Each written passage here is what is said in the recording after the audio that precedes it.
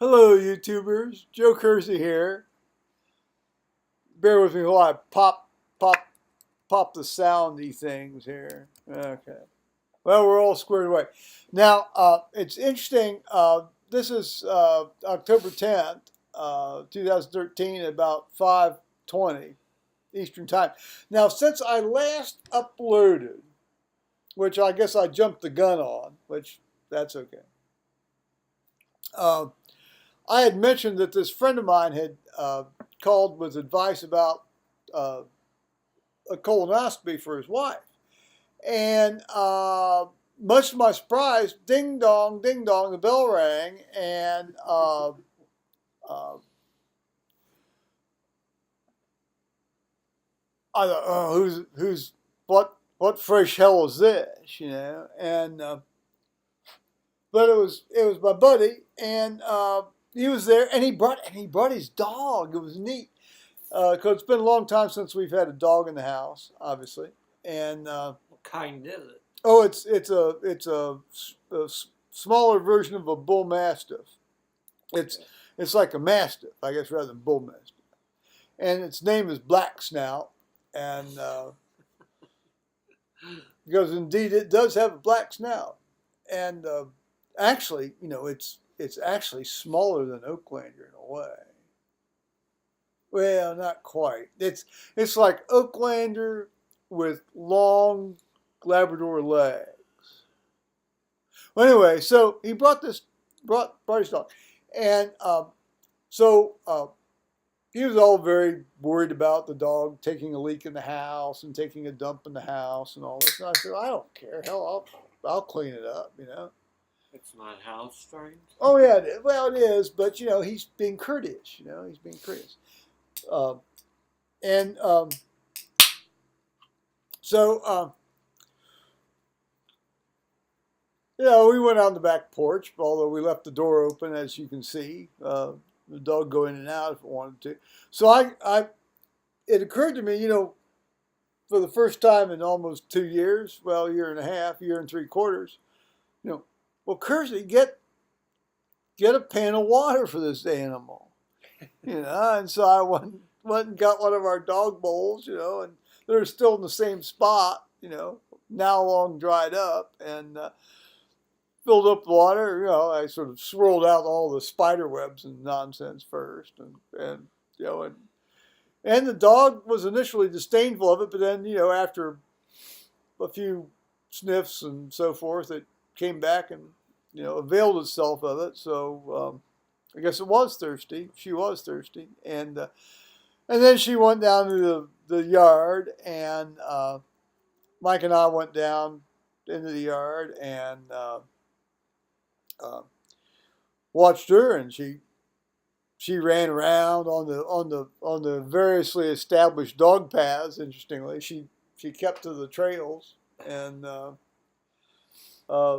sort of grown over. she had a little fun. And Mike and I sat down there and shot the breeze, and that was fun. And I've talked to this guy on the phone from time to time, but it's always fun to see somebody in person and talk about things. And so we did that. It seems that this man's dad had escaped from a rest home down here locally. Well, it's sad. I mean, it's his dad is in his late 80s now, and has survived, like tons of very serious medical things. I mean, the guy's had a couple of major heart procedures and vascular procedures and They all hip have. well, yeah, it's like they're on the chopping block every time. I mean, it's like, Mary Queen of Scots was lucky. She just got one fast whack, I mean, nowadays older people just get, subjected to the this and the that and the this and the that and the this and the that. And I guess, he's had some prostate stuff, men's problems. We all know what that is, guys, don't we? Well, us guys of a certain age. So anyway, so this guy made a bolt for it, and uh, well, of course, he was tracked down. I mean, sometimes they don't track him down. Sometimes they find him in a ditch. But in this city just sort of south of us, there aren't too many ditches to be found in. So they tracked him down, and of course, then they put him in the special security unit. Now,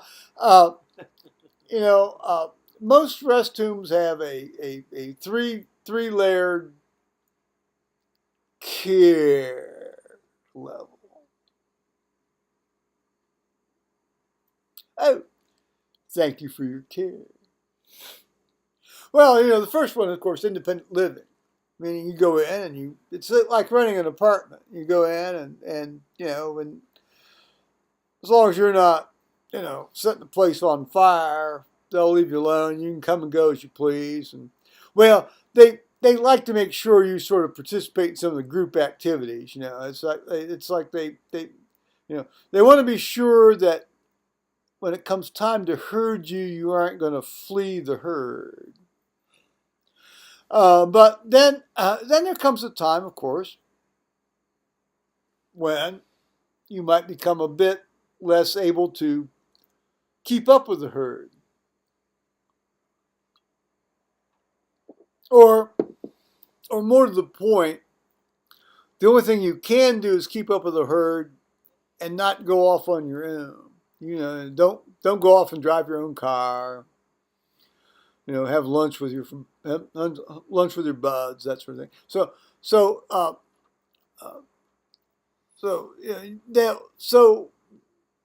as long as they sort of herd you, it's like prod you. Where's my prod here? I'll get my elderly person prod here. If this is electrified, get up, get dressed, get down to breakfast, do your hair. No, you may not wear your PJs. Look spiffy. Yeah, no, you can't wear your pajamas for breakfast. You're not on a transcontinental flight or international flight. You got to get dressed. Now, of course, if you're on a transcontinental or international flight, you essentially could dress like you just come from the gym with your flip flops and your baggy exercise shorts. But that's not what they like to see in the rest homes. They want to see people sort of dressed like upper middle class folks, don't they? According to their value system. Most of our guests comes to breakfast in their PJs. Well, we're gonna get to the hotel in a minute, but so that's level 2. Okay, now my mother went in at level 2 because she had brained herself, and had some other problems, and then and then of course the dreaded move is when you now it's interesting. All the rest homes I've heard about, they have you either go upstairs, which makes it appropriate for level 3 if you go upstairs, or you're sent to the basement.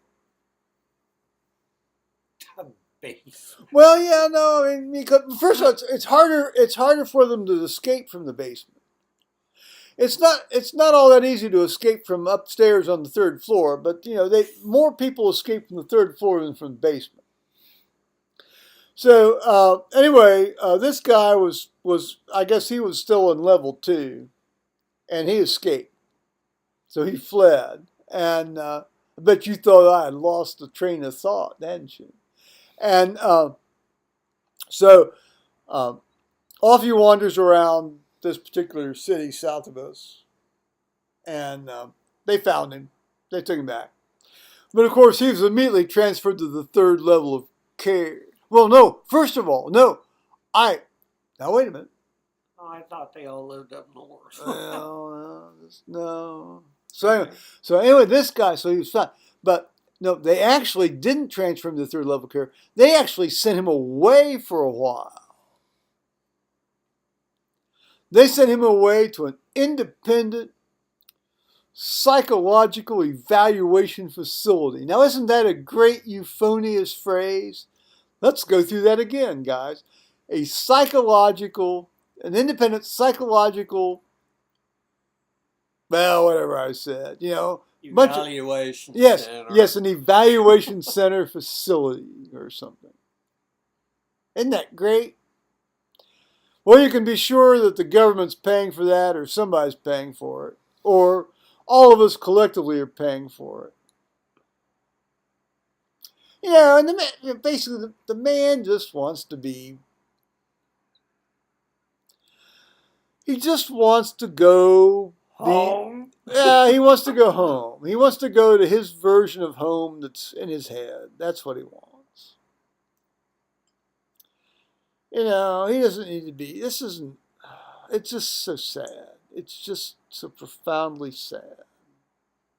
I have no answer. I have no recommendations. I recommend humanity, but, that doesn't seem to count for much anymore.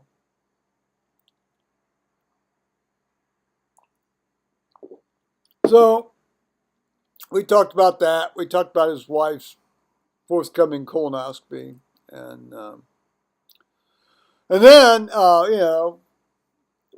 we went out to the car, and dog got into the car. Need to see this dog in the car. I'm going to wave my hand to keep the gnats out of my head, but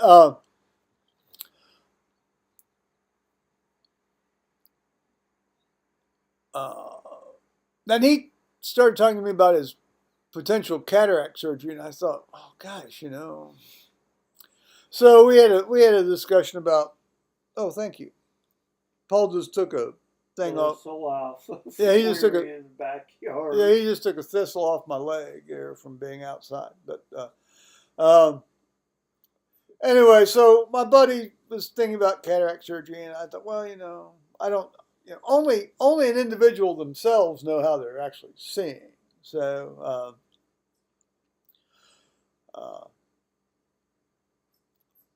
Nothing I can say about that. I mean, we had a discussion about things. Now, apparently, Paul's got some stories about the hotel today, which I'm aching to hear.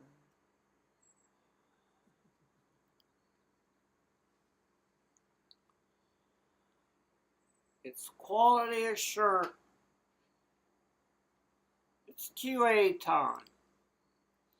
It's where they come in and they inspect the hotel from top to bottom. They'll even take the freaking beds apart to make sure that the housekeepers didn't forget anything or miss anything. And if they do, then they'll start counting points off. Come on here closer here, bud. So, they arrive sometime later tonight, this evening, whatever. It's sort of like the Fawlty Towers episode of Hotel Inspectors, isn't it? Yeah. Only in this case, they actually know the hotel inspectors are coming. Right. We know they're coming. Plus, we'll probably get a couple of the figwigs down and hang out tomorrow while they're actually walking around doing it. But she'll do some stuff tonight. She'll walk around and snoop and spy anywhere she can get to without using a key. Oh, the inspectress. Yeah. Now, do we know that this is a woman? Oh, it always is. Really? Yeah. We even know her by name. Oh. It's always the same woman. So she'll go over the whole place, top to bottom, inside out. She'll critique it. And she'll make, what she liked and didn't like and what we should change or do different and better, and she'll grade us on it. But mind you, so far we're, according to all the other hotels in town, we're number one. Well, that's what you had said the other day. That's why we were anticipating this. We're number one, and that's why our place is always packed. Good.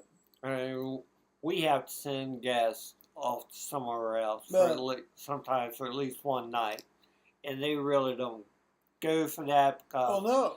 they were. Well, maybe they need to buy. Maybe they need to buy another property and build another hotel out here. we're supposed to get a major makeover next year. Oh, that'll be violent. So stay tuned on that one. Oh, really? I'm not sure what they're going to do. Well, maybe they'll expand. Do they have? I know. Oh, we don't have room.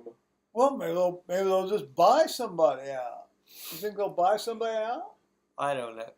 I think they'll probably replace the carpet, replace the dining room furniture, the living room furniture. It'll be that stinking, horrible, chemical-laden carpet. You can be sure of that. Because at some point in time, they're supposed to. It won't be wool carpet. I'm sorry. I just had to let that out. I'm sorry. They're supposed to put up some sort of glass doors and a glass wall that'll close between the serving area and the dining room area, so that like at 10 o'clock when breakfast is over, whoever's running the kitchen can shut those doors and latch them, and you're not going to hang around and be coming down and eating at 10:30, 11 o'clock. Because sometimes they used to, when it's really busy, is people lag around and keep coming down and stuff. Some of them even, they don't get down there till around 12 o'clock. And the one guy that was doing the kitchen on the weekend, he'd leave this stuff out there till then, instead of cleaning it up and start packing it up at 10:05 like they were supposed to. But so these people could eat anytime they felt like it. But isn't that great? Isn't that one of the reasons why you guys are liked? Yeah. Carlos was, sorry, he was just lazy. Yeah, but I bet that was. He'd just go off and hang out somewhere instead of just getting stuff done. Well, I mean, I can't say that I've ever been a fan of having to go down and get. Well, of course, that was at meetings when all that stuff was included in the meeting price. So I can't speak to your situation. Ours, it's free. It's a free buffet. Well, it's not free if you're paying like $150 a night. You're paying for it. Free my behind. Yeah, well, you can't. It's not like a cash house restaurant. Well, no. In fact, the last. When I went to this meeting down in North Charleston. Notice I said North Charleston, South Carolina. But it was at a Marriott, by the way. And on a Sunday morning, and this was before I started going to church, it was one of these buffet things, and it was amazing. I mean, just incredible amount of food and stuff. I don't. Yeah, ours is more or less that way. I don't recall any problem with some of the things Paul's talking about there. In fact, well, now of course I got down there on time. So we serve 6 to 10. Yeah, I don't know what would have happened if I had gotten down there at like 10:50. Maybe there'd been some sort of melon slice left for me. Well, good luck on that one, guys. Who knows? I mean, you can most generally still get stuff till around 10:30 because Lucia doesn't get it all out and in. So the hotel inspectoress is, well, or inspectors and inspectoresses, inspectories. Yeah. Inspectorials, they come tonight. If you've not seen the Faulty Towers Hotel Inspectors episode, I highly recommend you look it up. Oh. You'll love it. Well, anything new on this? No, that's about it. Well, God bless us all. It was We nice. just hope to pass. It was nice to have a dog in the house again, or a dog on the porch and in the house, and Oh, and then on the 22nd, we're supposed to have an employee, like meeting thing. And believe it or not, the GM wants to have a pumpkin carving contest. oh, give me a break. No, it's serious. It's listed as what's going to happen on the billboard. There's going to be a pumpkin carving contest. Not to hurt anybody's feeling, I've never carved pumpkins because I never liked the freaking mess. I have a suggestion for what you could carve on your pumpkin.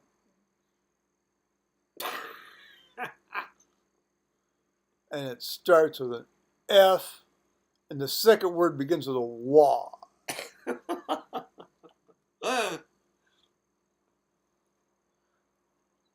Anything else? No, Well, that's it. God bless us all. Bye-bye now.